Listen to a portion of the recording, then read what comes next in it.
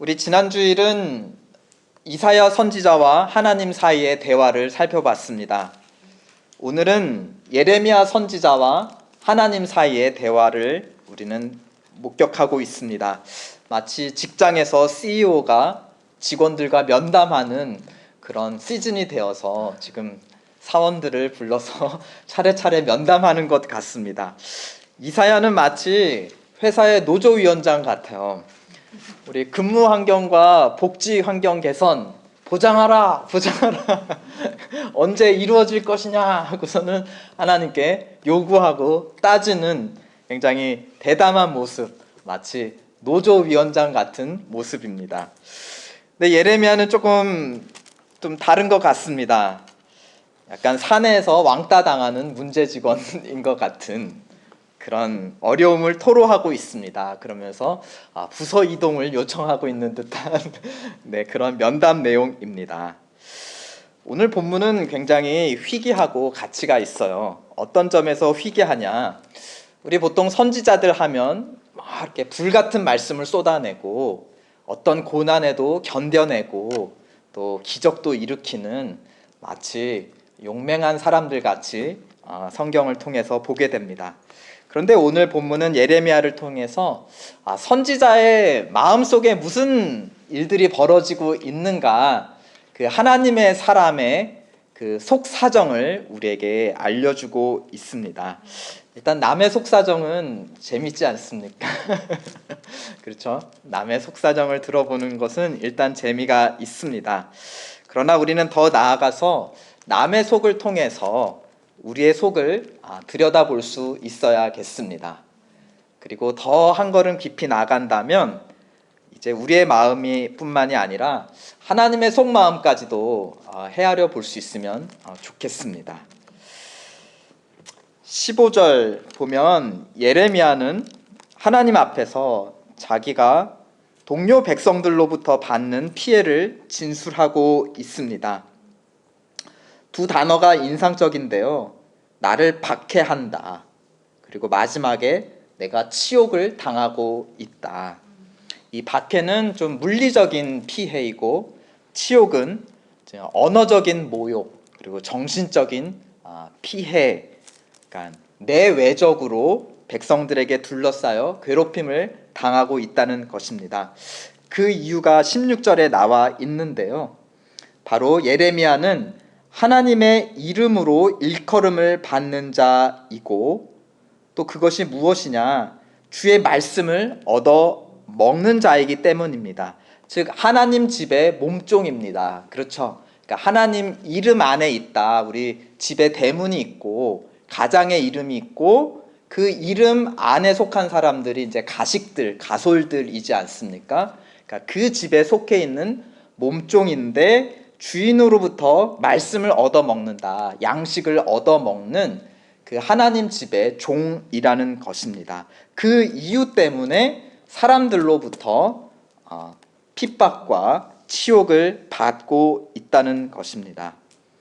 이 에스겔 선지자, 에스겔이라는 선지자도 보면 선지자로 부름을 받을 때, 하나님의 종으로 부름을 받을 때 말씀이 기록된 두루마기를 먹습니다. 지금 예레미야도 하나님께서 자기를 처음 부르실 때 말씀을 먹여 주셨다. 네, 에스겔 선지자가 그 두루마기를 먹었을 때 뭐라고 표현하면 꿀같이 매우 달았다 하고 있습니다.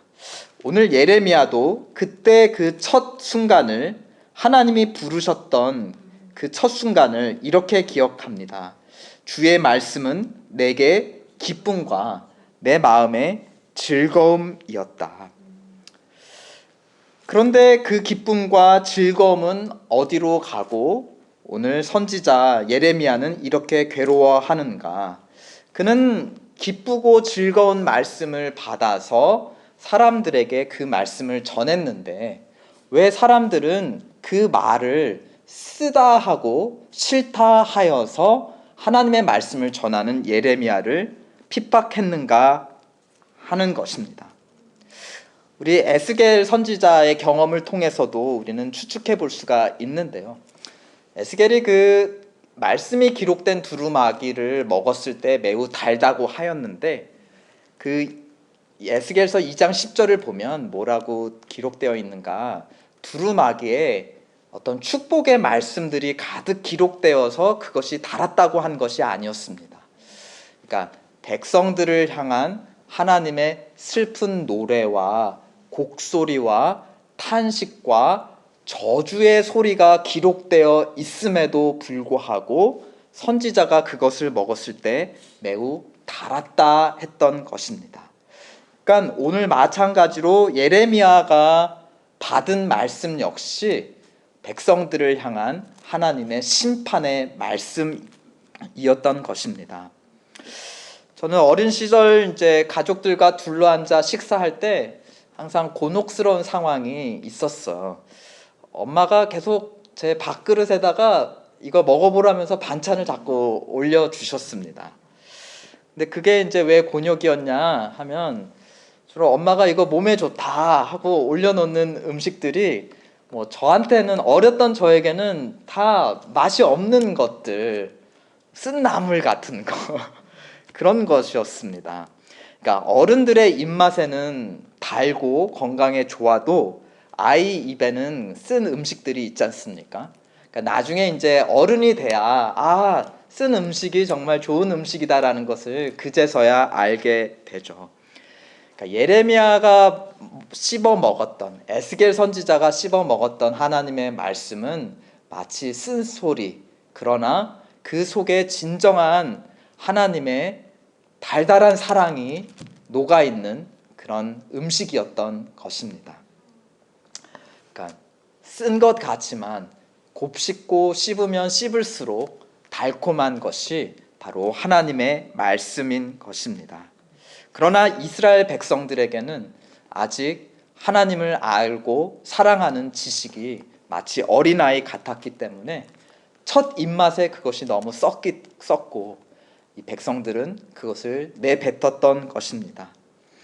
하나님은 예레미야를 처음 부르셨을 때도 어떤 말씀들을 주셨는가? 1장 10절에 보면은, 보라, 내가 오늘날 너를 열방 만국 위에 세우고 너로 뽑으며 파괴하며 파멸하며 넘어뜨리며, 그런 말씀을 준다. 그러나 그것이 끝이 아니었습니다. 마지막에는 그걸 통해 건설하며 심게 하느니라. 그러니까 하나님의 말씀은 우리 안에 잘못된 것들, 특별히 하나님 외에 우리가 의지하고 사랑하는 우상들을 먼저 무너뜨리고 뽑으십니다. 그 뒤에 깨끗한 위에 하나님의 사랑하는 마음을, 하나님의 나라를, 하나님의 의를 그제서야 세워 나가신다는 것입니다. 그러니까 하나님은 먼저 우리를 무너뜨리시는 분이시고 그 뒤에 세우시는 분이십니다. 하나님은 파괴자이시고 그 다음에 창조자이십니다. 그러나 사단은 반대이죠. 사단은 우리를 세우는 것 같이 달콤한 말을 하지만 끝은 우리를 무너뜨리는 것이 바로 하나님의 대적 사단입니다. 당시에 예레미야 외에도 다른 선지자들이 있었습니다. 그런데 이들은 예레미야와 정반대의 말씀을 전했습니다.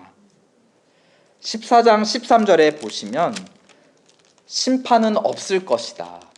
바벨론이 침략도 없고 또 메말라서 곡식이 없는 기근도 없을 것이다. 하나님께서 확실히 우리에게 평강을 주실 것이다 라고 달콤한 말씀을 전했습니다. 그러니까 예레미야는 쓴 말을 전하고 있고 다른 선지자들은 달콤한 말을 하고 있습니다. 둘 다 하나님의 이름으로, 하나님의 말씀으로 전하고 있습니다. 이것은 모순이죠. 어떻게 하나님은 한 분이신데 다른 말을 하실 수 있는가? 결국은 둘 중에 한 사람의 하나님이 바로 참이고 나머지는 거짓이라는 것입니다. 그러니까 누군가는 하나님의 말씀을 직접 들은 것이 아니라 자기가 하나님의 말씀이다라고 만들어낸 것, 더 나아가서는 자기의 하나님을 만들어내었다라는 것입니다. 자, 이스라엘 백성은 누구의 말을 들었을까요? 참 하나님께 복종하기보다는 그들은 거짓 하나님을 선택합니다. 그리고 듣기 좋은 달달한 말씀을 따라갔습니다. 우리를 만드신 하나님이 아니라 우리가 만들어낸 하나님, 우리가 복종하는 하나님이 아니라 우리를 선택하신 하나님이 아니라 우리가 선택한 하나님, 쓴소리하는 하나님, 좋은 말하는 하나님, 우리를 선택하시고 부르신 하나님이 아니라 우리가 선택한 하나님. 성경은 그런 존재를 두 글자로 우상이라고 합니다. 우리가 만들어낸 하나님 혹은 우리가 선택한 하나님. 그러나 참 하나님은 우리를 만드신 분이요 우리를 선택하신 분이십니다. 그래서 하나님의 심판이 누구에게 먼저 임하느냐, 14장 15절을 보면 먼저는 거짓 선지자들에게 임합니다. 거짓 하나님을 만들어낸 자들, 우상을 만들어낸 자들에게 하나님의 심판이 따르고, 그 다음 16절을 보면 그들의 예언을 받은 백성들, 그 우상을 선택하고 따라간 백성들이 바로 그 다음 심판을 받게 됩니다. 그러니까 거짓 선지자들과 하나님의 백성들은 참 하나님을 외면했습니다. 그러자 참 하나님을 대변하고 그의 말씀을 전하는 그 선지자도 외면했던 것입니다. 어떻게 외면했는가?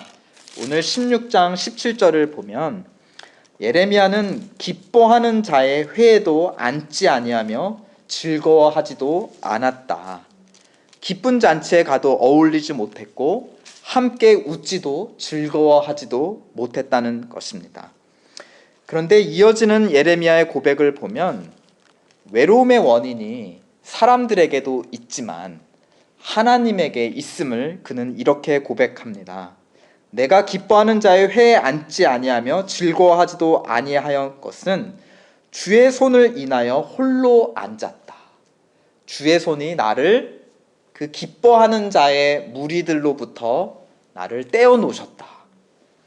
그리고 내가 왜 웃음소리를 내지 못했는가? 다 웃고 있는데 왜 나 혼자 웃지 못하고 있었는가? 17절 마지막에 보면 주께서 분노로 나를 채워주셨기 때문이다.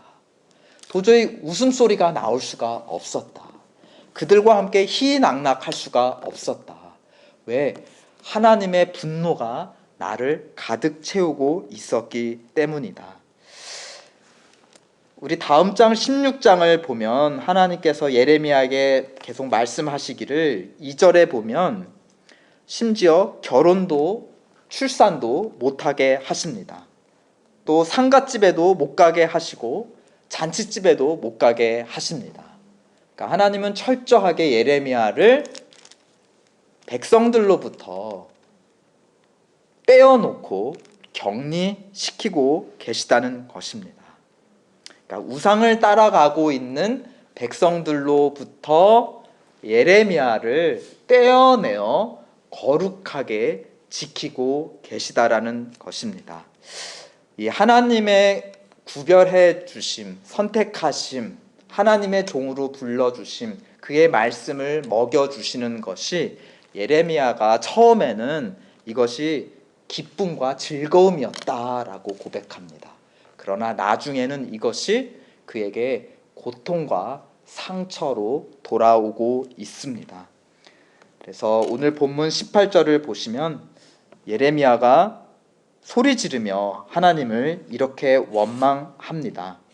나의 고통이 계속하며 상처가 중하며 낫지 아니함은 어찌미이니까?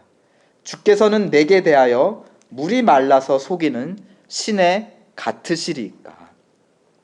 여기서 속이는 시내라는 것은 이스라엘 광야에 난 물길을 의미합니다.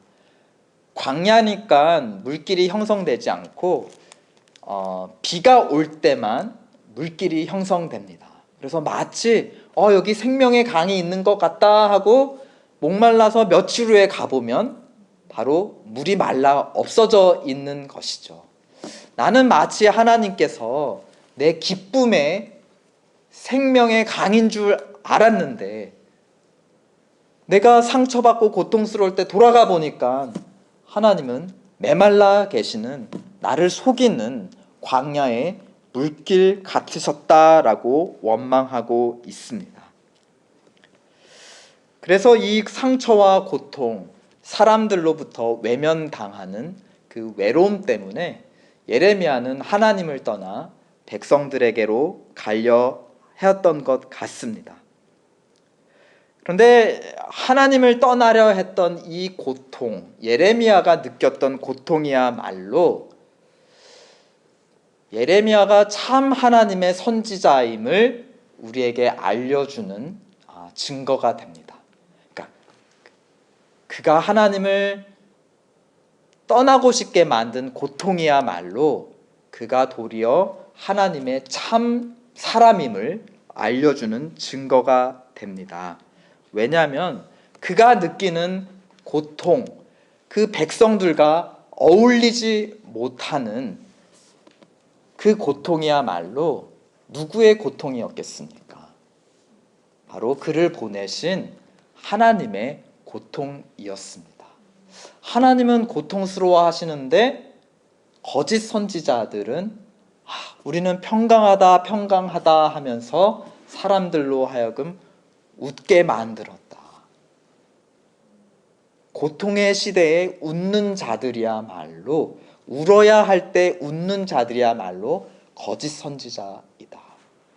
하나님께서 슬퍼하시고 우실 때 그 고통 속에 함께 우는 예레미야야말로 하나님의 집에 속해 있는 하나님의 종이라는 것입니다. 그러니까 예레미야는 말씀을 통해서 처음 받았을 때 하나님의 기쁨도 받고 이제는 하나님의 말씀을 전하면서 무엇도 느끼는 것이죠.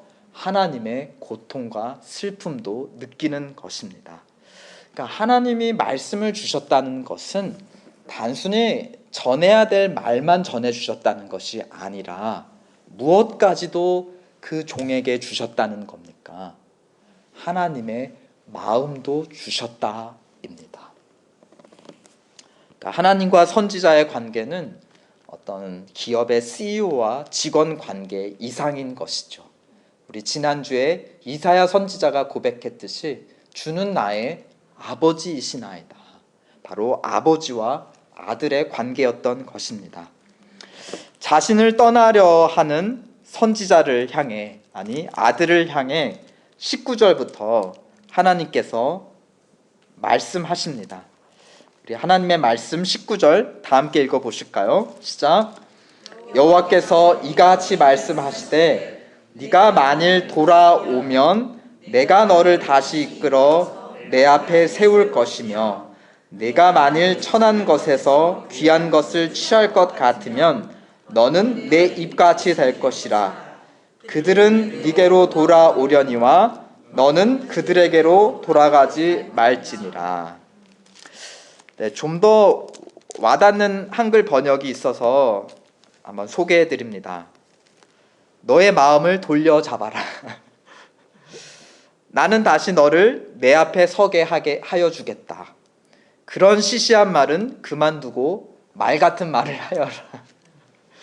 나는 너를 다시 나의 대변자로 세운다. 백성이 너에게로 돌아와야지 네가 백성에게로 돌아가서는 안 된다. 시시한 말은 그만두고 말 같은 말을 해라. 내가 너에게 넣어준 말을 해야지 백성들이 너에게 넣어준 말을 하면 어떡하고 있느냐.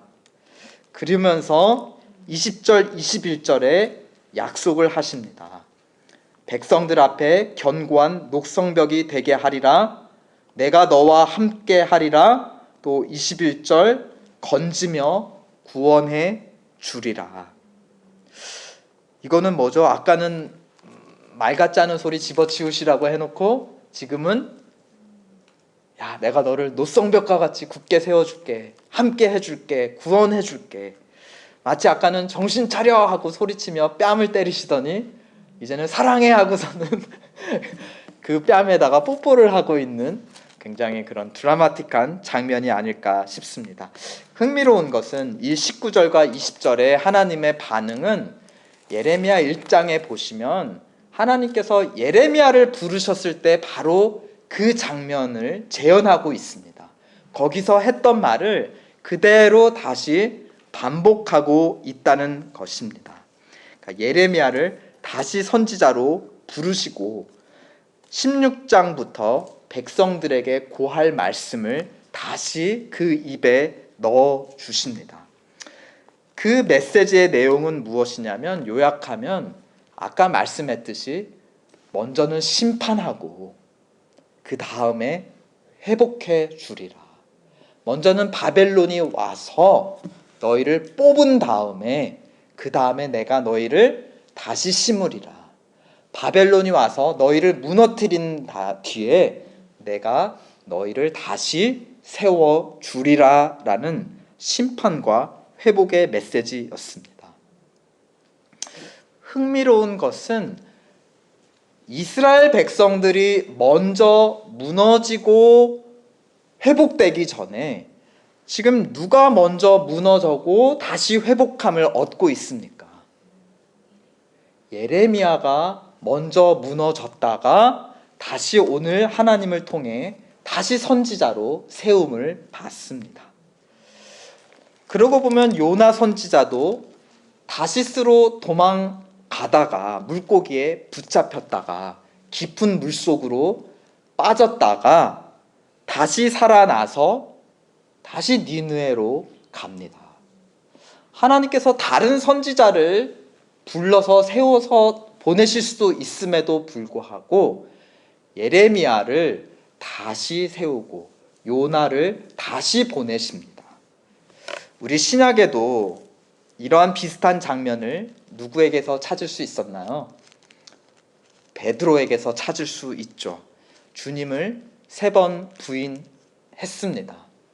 그러면 다른 제자를 세워서 자기 양떼를 먹이고 세울, 그렇게 하실음에도 불구하고 주님은 무너진 베드로를 3번 다시 세우셨다라는 것입니다.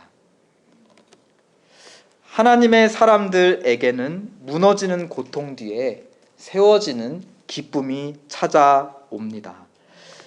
세상에 일어날 하나님의 심판과 구원의 회복이 누구에게 먼저 일어나는가? 그 말씀을 전하는 하나님의 자녀들에게, 하나님의 종들에게 먼저 일어납니다. 세상을 향한 하나님의 뜻이 가장 먼저 일어나는 첫 번째 세상이 누구이냐? 바로 하나님의 자녀들이라는 것입니다. 하나님은 누구보다 우리에게 먼저 하나님의 말씀을 이루십니다. 우리에게 먼저 하나님의 말씀을 주셨다시 그 말씀을 누구에게서 먼저 이루시는가? 말씀을 받은 자들에게서 먼저 이루십니다. 그리고 그러한 자녀들의 삶을 통해서 세상에 그 말씀을 전하는 것이죠. 하나님이 무너뜨리시기만 하는 분이 아니라 회복시키시는 분이심을 누구를 통해 알 수 있느냐? 예레미야를 봐라, 요나를 봐라, 베드로를 봐라, 우리를 봐라.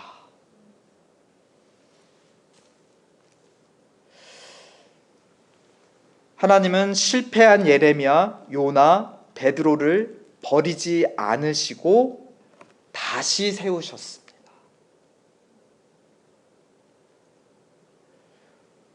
하나님은 우리를 포기하지 않으시고 다시 세우실 것입니다. 마찬가지로 세상 역시 끝까지 포기하지 않으시고 다시 세우실 것입니다. 혹시 무너진 사람, 하나님 앞에 무너진 사람이 자신이라면 우리는 하나님 앞에 다시 섭시다. 하나님만이 우리를 다시 세워주실 수 있기 때문입니다. 만약에 주변에 무너진 사람이 있다면 포기하지 마시고 다시 찾아가십시오. 왜냐하면 하나님은 세상을 결코 포기하지 않으셨기 때문입니다. 하나님의 말씀을 먼저 받으셨습니까? 하나님의 말씀이 먼저 이루어지기를 축원드립니다. 아멘.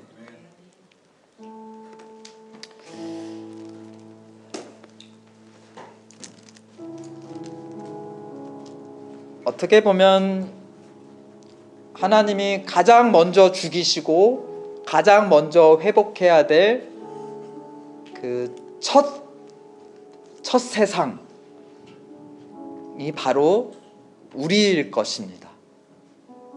하나님의 심판과 회복이 일어나는, 하나님의 나라가 침노하는 바로 그 최전선에 누가 서 있는가? 바로 우리가 서 있다는 것입니다.